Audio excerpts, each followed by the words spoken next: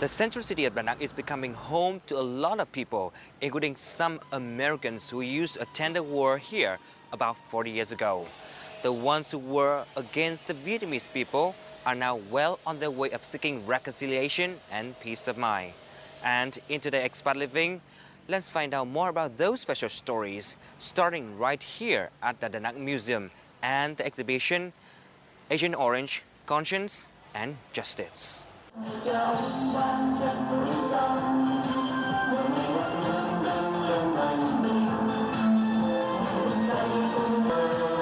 The Effects of Agent Orange, Conscience and Justice is an exhibition held by the Vietnam Association of Agent Orange Victims in Da Nang, or DAVA, the Museum of Da Nang, as well as the Museum of Chemical Armed Force. Hundreds of people have participated in the opening ceremony, including two very special members of the DAVA. A lot of photos and precious artifacts, which have all been provided by individuals and organizations across the country, are displayed with the hope to give a comprehensive view of the impacts of Agent Orange chemical warfare. Hi guys. Hello, how are you? Hello. Hello. Hi, I'm Larry. Hi Larry. My name is Chuck. Hi Chuck. Nice to see you. I heard that you guys are the two very special members of the Da Nang Association of Agent Orange Victims, right? We're both American veterans. We both fought during the war. And yes, to answer your question, we're both honorary members of DAVA. We're especially privileged to be honorary members of the association. So for the show Expat Living today, we would like to follow you guys to get to know more about your story during the war, as well as at present when you are special members of the DAVA, right? So can we follow you? Absolutely, it would be a pleasure. It would be great. Okay. Thank you. Thanks, very good to meet you. Okay.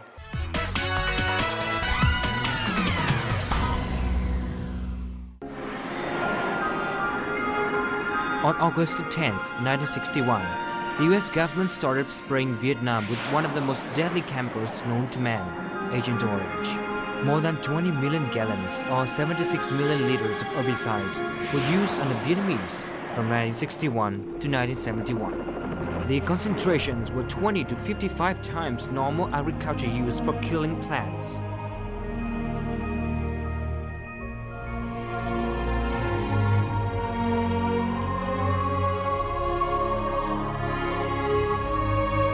Estimates of the number of Vietnamese victims of Agent Orange are over 3 million. Da Nang is home to more than 5,000 victims, and more are born each day. Now as we're well into the third generation of suffering and death.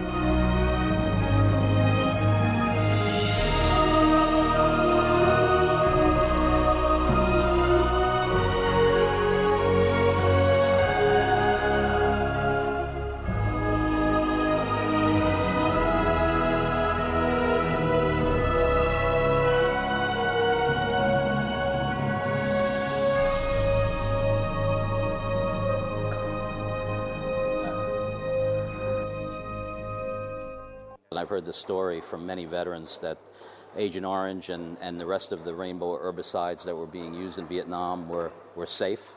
I was told when I first asked the question what the heck it was that was being sprayed, and I was told by my platoon commander, as a matter of fact, at that time, that it was mosquito repellent.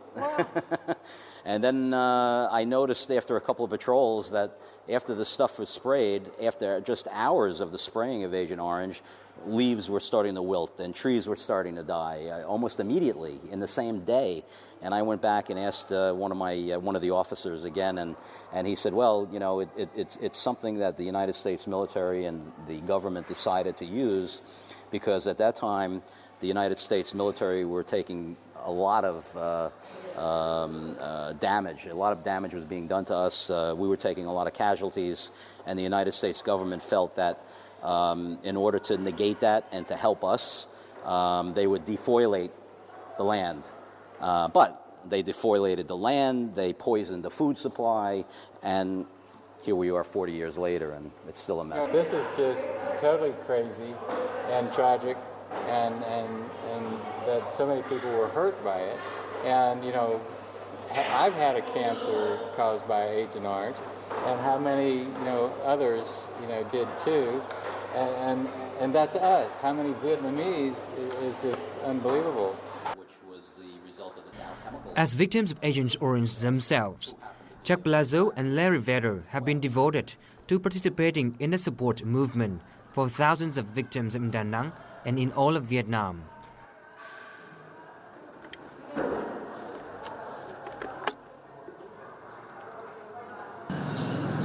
Four years ago, the two were asked to join the Association of Agent Orange Victims in Da Nang as honorary members. They have been active ever since. That they should put up a structure to do that proactively. You plan on starting as soon as it's in place? Photographs so that they can see. Mặc dù là hai cựu chiến binh đấy ở Việt Nam, sinh sống ở Việt Nam có điều kiện nó không phải thuận lợi, nhưng bằng cái tấm lòng, bằng cái sự nhiệt tâm và bằng tất cả cái mong muốn của mình để giúp đỡ cho nạn nhân, cho nên trong thời gian qua hai bản thân Chuck Palazzo và ông Larry là những con người hết sức là tâm huyết và hết sức nhiệt tình. Vì hai ông từng là cựu chiến binh Mỹ ở Việt Nam, cho nên tất cả hai ông muốn dành cái quãng đời còn lại cho Việt Nam và đặc biệt cho nạn nhân chất độc da cam, và đó là một điều hết sức là đáng quý. One thing Chuck does on a daily basis is he reads through as much news with the topic Agent Orange as possible. Once he finds an article that has not been circulated before, he's got an extensive mailing list to send it out to people around the world. I was an 18-year-old United States Marine, and I first came to Vietnam in December of 1970. I had just turned 18, and I spent 13 months. I was actually based in Da Nang. I was with the Marine Corps Reconnaissance Battalion. Actually, when I was here fighting during the war, I knew very early on that what the United States was doing here was wrong, and I became very anti-war, even as a combat Marine in Vietnam during that time. And I had a dream or a goal to come back to Vietnam someday and to do something positive for the Vietnamese and for the country. I had done a lot of work and a lot of activism on behalf of my own veterans, and I came to a point in my life where I decided that I need to get involved with what's going on in Vietnam. I need to study it. I need to examine it. I need to publicize it. I need to encourage more veterans like myself to come back to Vietnam and to see what the United States and the U.S. military did during those war years. Chuck Palazzo is also a member of the U.S. Veterans for Peace and was the one setting the foundation for the organization to operate in Vietnam. Chapter 160, Hòa Bình. The largest project to date has been a tour returning veterans from the U.S. and their families and other activists that want to come to Vietnam and see for themselves the legacy of war. They travel to all the major areas affected by Agent Orange and unexploded audiences, as well as participated in the work that they attempt to do with victims of both remnants of war. So far, they've raised about $35,000 for various organizations throughout Vietnam.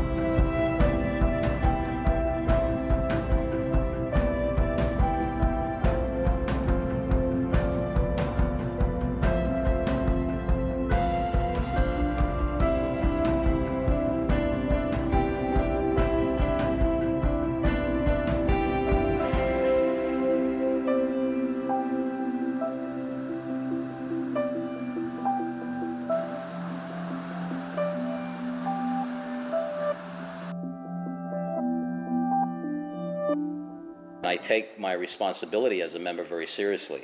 I try to get involved as much as I can with DAVA, and not only with the victims, but with the administration and the teachers and the various assistance that they provide to the victims here in Da Nang.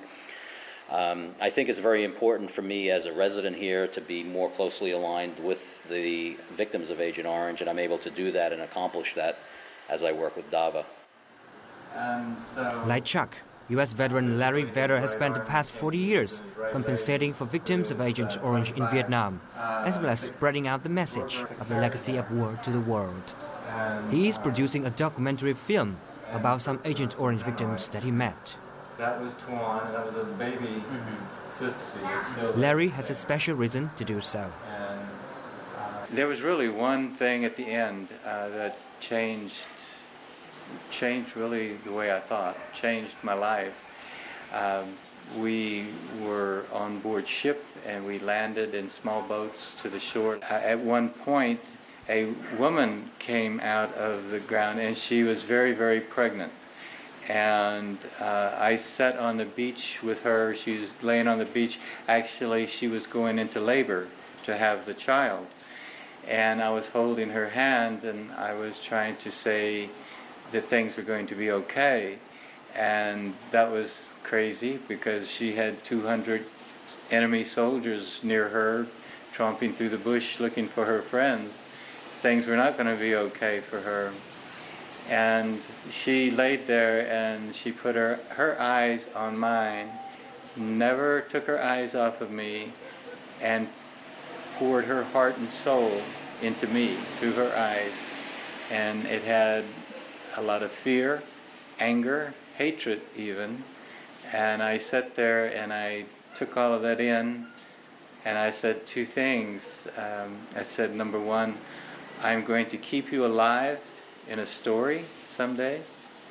And the second thing I said is that I've been lied to and I've been believing it.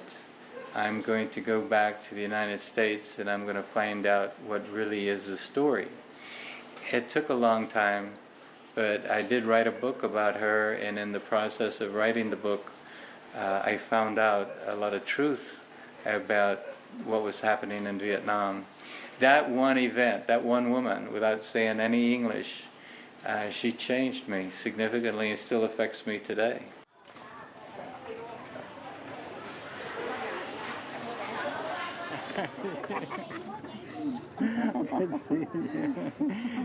Larry has a special connection with Trần Thị Hoa, a woman living in Ngũ Hành Sơn, Da Nang.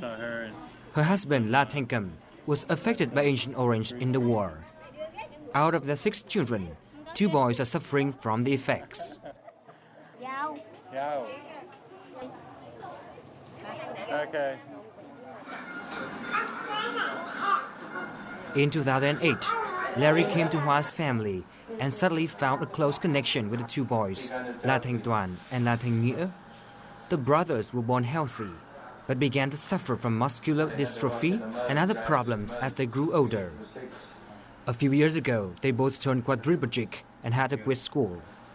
Besides supporting Hoa's family with some basic needs, he asked his daughter Kristen, also a nurse, to do physical therapy exercises for them for a few months. They have become very close to each other. Yeah, do you remember the very first time you saw Tuan and Nghĩa at Hoa's house? Oh yes, he was 16 years old then. He was 16. You were younger than Nia. Nia's 18 now. Tuan có nhớ là cái lần đầu tiên mà gặp ông Larry như nào không?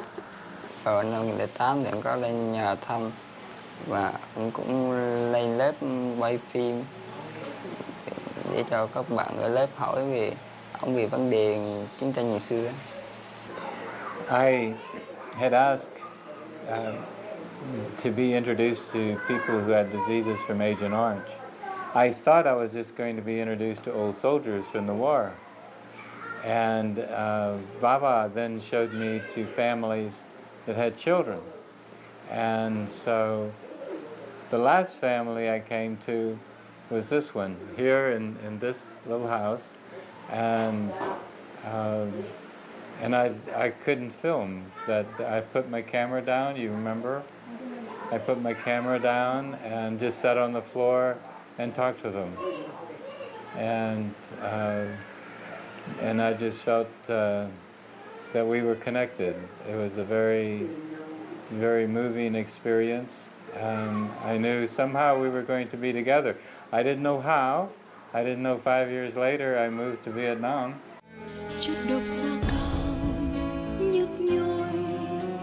Larry Vedder also made some videos to call for donation for Tuan and Nghĩa.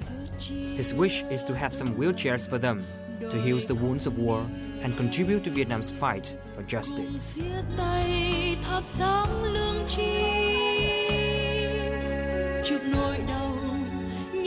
Bản thân tôi thì tôi thấy ông là một người người nước ngoài, nhưng mà cái tấm lòng của ông đúng là thật sự là thương cái hoàn cảnh. Ông thương vì ông nghĩ là con 2 đứa nhỏ như đây mà cũng tốt, cho nên là ông cũng tới luôn với cái gia đình mình thì khá khó khăn.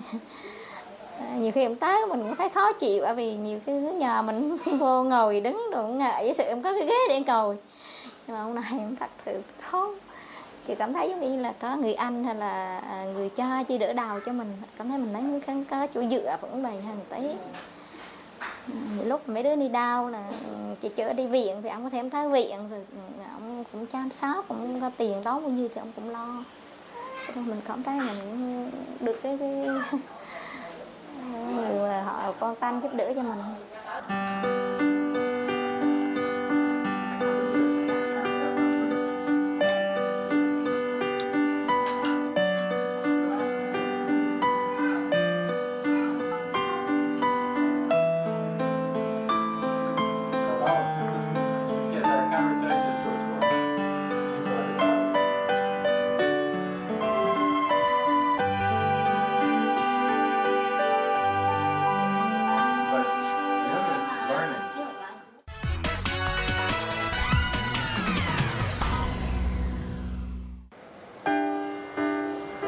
Chuck Palazzo and Larry Vedder also pay frequent visits to the Center Supporting for Agent Orange Victims and Unfortunate Children, Third Foundation in Da Nang.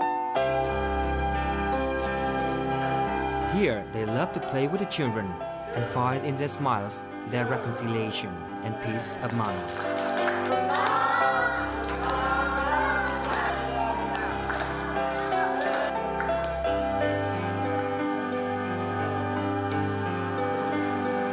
How do you say to everybody on your end?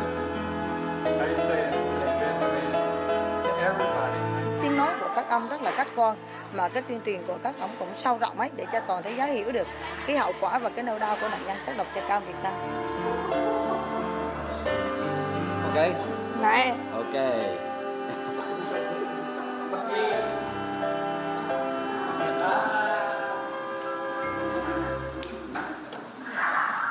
So it seems that Chuck and Larry, the two honorary members of the Da Nang Agent Orange Victims Association, have found their reconciliation right at the heart of Da Nang.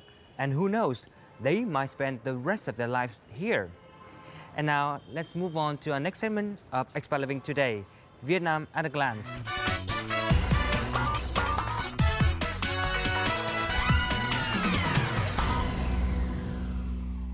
As you all know, we are in the spring season, or you can call the festival season in the north.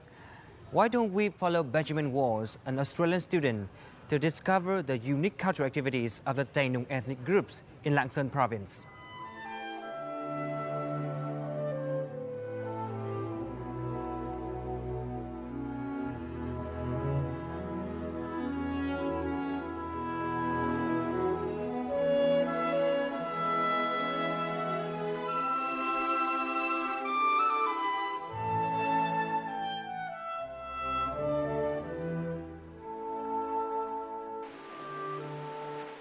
I'm now on my way to one of the most important ceremonies to the Tây Nung people group. This ceremony is the initiation from young men into elders of the community. Now, to be elders of the community, it means that they maintain and preserve the traditions and cultures of this people group. I will meet Mr. To Viet, who is the elder shaman. He has the most important role in the community. So today, in the springtime, I will see these young men transition into elders of the community.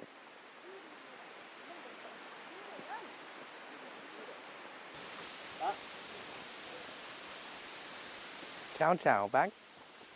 Chào Ben. Thế Ben đi đường có mệt không? Không sao. So could I join the ceremony today? Bác còn chuẩn bị lấy những cái sách, những cái đồ này đi làm lễ này. Thì Ben đi cùng bác. Okay.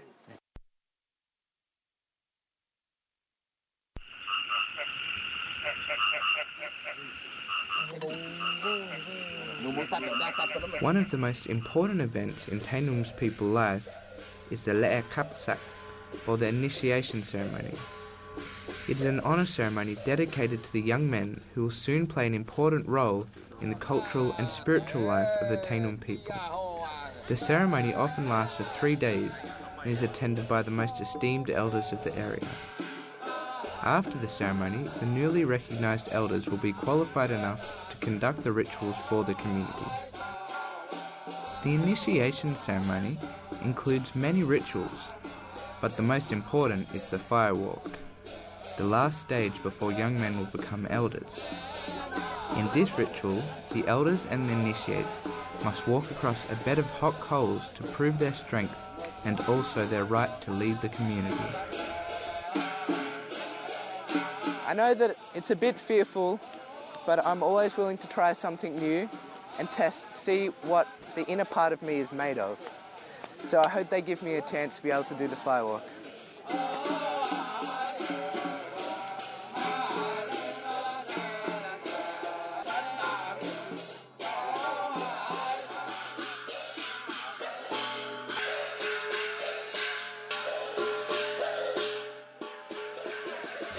For Tainung people, the initiation ceremony is a community event.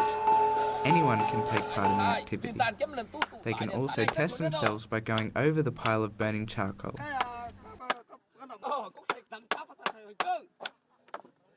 They believe that this challenge will help them drive the bad things away and welcome a happy new year.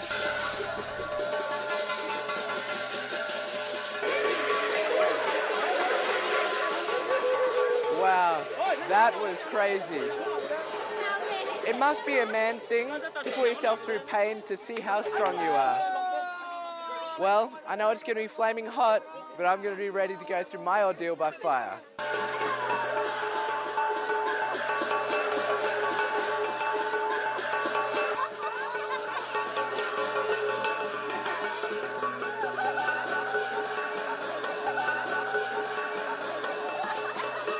That was an experience. Joyous, they would say. Well, I feel like I can knock that one off the list. It's definitely a worthwhile experience. I think I'll do it again, if they'll let me.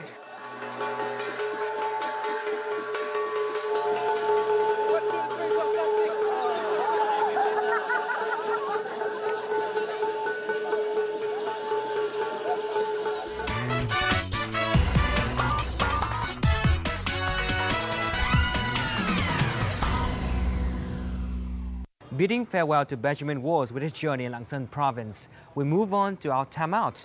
Let's travel to the Mekong Delta city of Cần Thơ to join our host Lan Anh as she brings you a glimpse into the city's spectacular scenery and a part of its culture.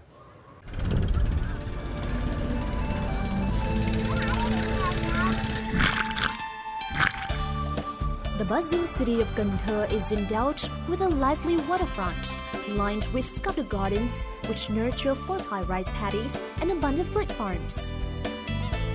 It is also the perfect base for the nearby floating markets, the major draw for tourists who come here to boat along the many canals and rivers to get a taste of the local culture.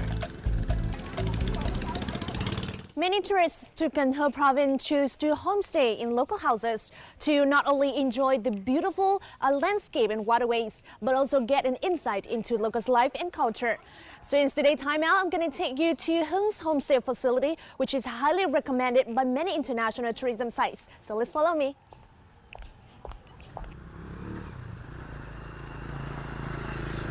Hung's homestay has been developed by a local farmer who soon realized his village's great tourism potential and the unique insight it could offer into local culture. He then built cabins with balconies and bathroom facilities in his own rice farm to accommodate tourists.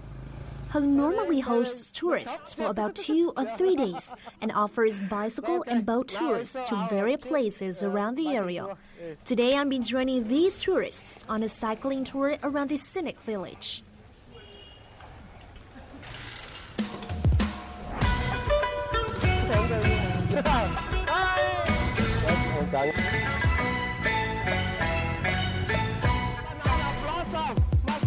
I like the people a lot. They are really so nice, smiling. It's been great. I really enjoy learning about the local culture and getting to visit parts of Vietnam that you normally wouldn't see on a tourist guide. So yeah, this has been quite an interesting journey and I'm looking forward to seeing some more. They have really gained a chance to discover more about locals' daily life. I would like to show you. Here is already the local idea. Come on. If you want to, you know, if you would like to buy something from the store, it's impossible to go to there if you step over on the mouth. Yeah? Okay. We can put the money over there after we're talking with them. So, what kind would you like to buy? You know? And then we're moving. Mekong style. Có mua gì vậy? Mua nước mắm à? She buying the fish sauce. Woohoo! Very easy. Yeah? Woohoo! Okay, we got it. Yeah. Yeah.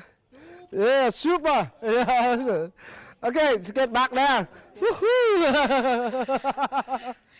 That's a good idea, right? I thought it was very ingenious, really, working out a way to get food across the Mekong Delta when potentially the river could be quite high. Yeah, it's needed. It's something that's needed so people can get the food. But I thought it was really an ingenious way of doing things. I quite liked it. Might do it at home. Well, they might have more to try making at home besides this here meat pulley. So excuse me, my friends. When the Vietnamese people were talking about a monkey bridge, it's meaning they're talking about Mekong. In the countryside, the local people would like to have the bridge for to cross with the river anytime because the tide up and down every 6 hours is changing 1.5 meters to 2.5 meters. Local people, they have not really much income, so they can cut some bamboo or some kind of the tree in the garden to build a bridge. Let me tell you how we step on the monkey bridge. For the foot, you just step across the bridge like that. Because if slippery, it's still on the bridge, you know. If you step like this, slippery, you fall, you know. And this one just for the handle, balance, you know, not for all your weight.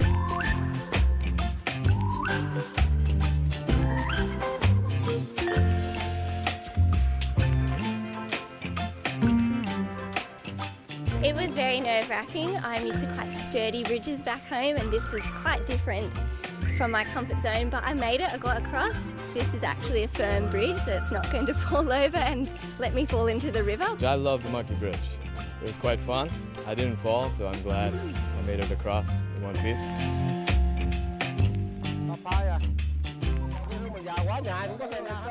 These foreign friends are not only amazed by local adaptations to the environment, but also interested in learning about the crafts besides farming. He introduces us to the weaving.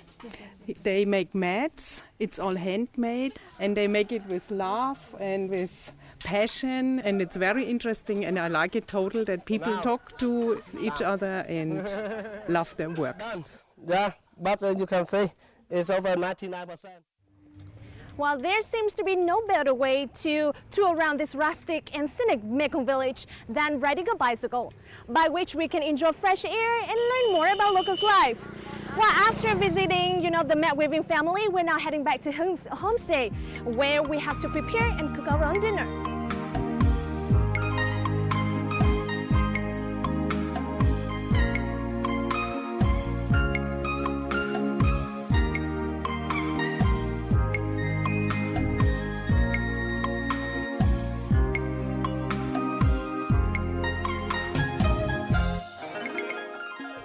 Well, I had a great time today because I myself can learn a lot about the local culture here. This whole experience with homestay and the tour around the village is really rewarding to me. So if you have a chance to visit this Mekong Delta province of Cần Thơ, give it a try. I hope that you will have a wonderful time here. Thank you so much for watching and see you next time. Thank you, Lan Anh, for the wonderful homestay program in Cần Thơ City. And that also wraps up our episode of Expat Living for this week. I hope you have enjoyed our ride through the 3 regions of the country in this show today. We would love to receive your feedback at our email address expatliving@vtv.vn. You can also watch our program again at our website vtv4.vn. For now, goodbye and until next time.